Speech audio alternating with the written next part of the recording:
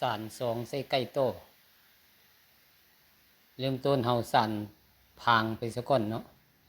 เฮาสานเป็นลายคัดสานเอาตกสั่งมาสานเป็นลายคัดไปให้มันได้แผ่นยาวๆไปซะก่อนเนาะสานยาวๆไปแบบนี้จนพอความต้องการเฮาแล้วเฮาก็มาโจทย์ใส่กันมาโจทย์ใส่กันแล้วเฮาก็เอาตอกสานสานเป็นลายคัดต่อไปเนาะโจทย์ใส่กันแบบนี้ให้มันเป็นวงมนถ้าเฮาสานเป็นลายคัดไปได้หลายแล้วเฮาจึงเอาตอกสานพางนี้สานก้นนี้เฮาก็เอาออกแล้วก็เอาตอกสานแทนมาสานส่วนนี้เฮามัดไว้ซะก่อนเพื่อมันเกะกะเพื่อมันบ่ให้มันเกะกะเนาะให้มันเฮ็ดง่าย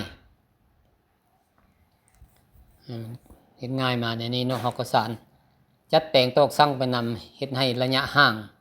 ของตอกสั่งมันห่างเสมอกัน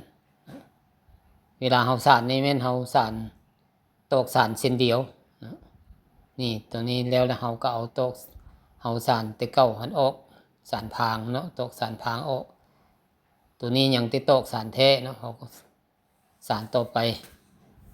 เฮาจะใส่ตอกสานเส้นเดียวเนาะเพราะว่าตอกสั่งเฮามันคีกเป็นจำนวนคีกเฮาสานตอกสานเส้นเดียวก็ถือว่าสานถึกถ้าตอกสั่งเฮาคู่เฮาต้องได้สานตอกสาน2เส้นไปพร้อมกันมาฮอดขั้นตอนนี้เฮาก็ได้ม้วนท้ายเอาแล้วเนาะ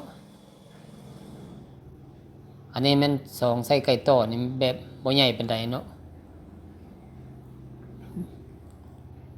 ไก่ต่อก็เป็นตัวน้อยเนาะตัวบ่ใหญ่ปานใดใส่พอดีปากเบิ่งนี้เฮาก็มาม้วนกลมคือกันม้วนกลมทั้ง2ฝั่ง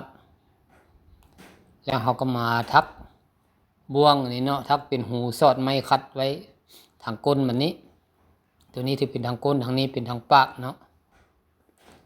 แล้วเอาไก่ต่อซุปเข้าในนี้แล้วก็ใส่ไม้คัดไว้ก็พายไปเนาะสำหรับกันไปต่อไก่